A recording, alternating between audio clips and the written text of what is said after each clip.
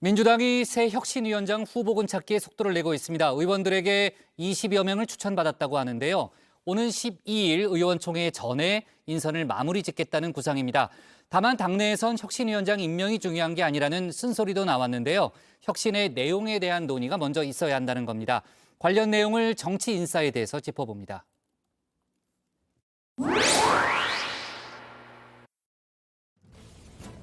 이른바 이래경 사태에 무한 책임을 강조한 이재명 대표. 이번엔 제대로 된 혁신위원장을 뽑아 위기를 타개하겠다는 구상을 밝혔죠. 훌륭한 문제를 발굴하고 많은 분들의 의견을 들어서 더 나은 혁신을 해나가는 게 문제 해결의 방법이겠지요. 당을 구해낼 혁신위원장 후보군 20여 명을 추천받았다고 합니다. 구체적인 명단은 공개하지 않았지만 여러 정치권 인사들의 이름이 오르내리고 있는데요. 오는 12일 의원총회 전까진 인선 작업을 마무리할 걸로 보입니다. 당내 김근태에게의 추천을 받은 걸로 알려졌죠. 홍익표 의원은 먼저 나서서 고사의 뜻을 밝혔는데요.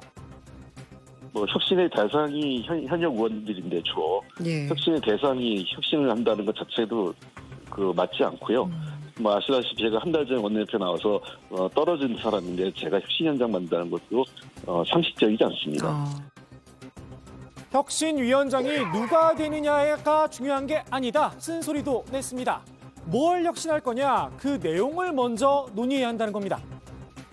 혁신의 내용이 뭔지를 아무도 얘기 안 하면서 도대체 혁신위원장을 누굴 맡기겠습니까? 어떤 혁신을 하려고 뭐를 바꿔야 되겠고 그거를 어떤 권한을 줄 건지가 결정이 돼야 혁신위원장은 그에 걸맞는 사람을 찾을 거 아니겠습니까? 이재명 체제 강화가 혁신이다. 아니다. 이재명 사퇴가 혁신이다. 친명계와 비명계가 동상이몽만 하고 있으니 계파 갈등 프레임밖에 보이지 않는다고 꼬집었습니다. 당내에선 이재명 사퇴론에 이어서 심리적 분당론까지 불거졌는데요. 대표로서 결과 책임을 무한정친다 했듯이 저는 무한정 책임을 져야 될 것이고 그 방도로서 당대표직 사퇴밖에 없다. 서로가 서로를 정오하고 같은 하늘 아래 있지만은 도저히 상종할 수 없는 그런 세력으로 적대시하는 이런 서로가 심리적 분당 상태.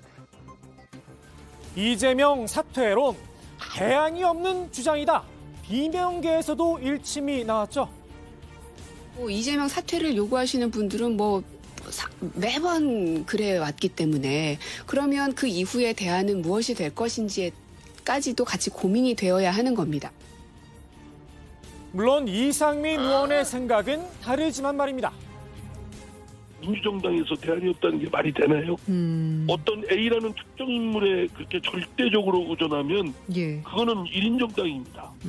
그게 사설 정당이지 공당이라고 할 수 있겠습니까? 심리적 분당론 역시 친명계 안에서 쓴소리가 나왔습니다. 저는 안민석 의원에게 묻고 싶습니다. 어느 누구에게 이런 취재를 했는지. 소통을 하는 사람도 이런 얘기를 안 해요. 안민석 의원이 유독 소통을 안 한 것 같아요. 다만 안민석 의원만 소통에 어려움을 겪고 있는 건 아닌 듯합니다. 의원들 간의 대화가 상당히 줄어든 것 맞는 것 같습니다. 상당히 대화가 줄어들었다는 거는 벽이 있다는 얘기고 벽이 있어서 갈라졌다는 거는 서로 과거에 비해서 의원들끼리 편안하게 대화를 나누기가 좀 어려운 그런 분위기는 있다라는. 분당설까지 흘러나오는 이유, 결국은 내년 총선 때문인데요. 첫 번째는 내가 공천에서 정당한 절차 없이 탈락할지 모르겠다는 생각. 그리고 두 번째는 현재 지도부를 갖고 내년 총선에서 내가 선거에서 질 수 있겠다라는 생각. 이 두 가지 불안감이 당내 갈등도 만들고 심한 경우엔 분당까지 가는 거거든요. 이재명 대표가 의원들의 불안을 해결해 줘야 한다는 겁니다. 최근 어떻게 민주당은 무너지는가라는 책을 냈죠. 이화여대 조기식 교수는 미국식 예비 경선 제도를 도입하자 제안을 했는데요. 무작위로 전화를 해서 이제 어느 당을 지지하냐.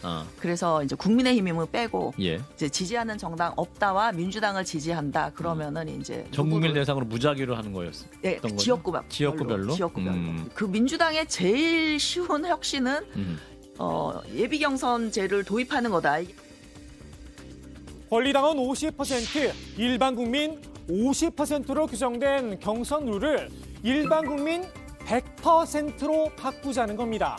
그래야 이른바 당내 강성 지지층이 과대대표되는 현상을 막을 수 있다고 주장했는데요. 이를 위해선 이 대표의 결단이 필요하다 강조를 했습니다.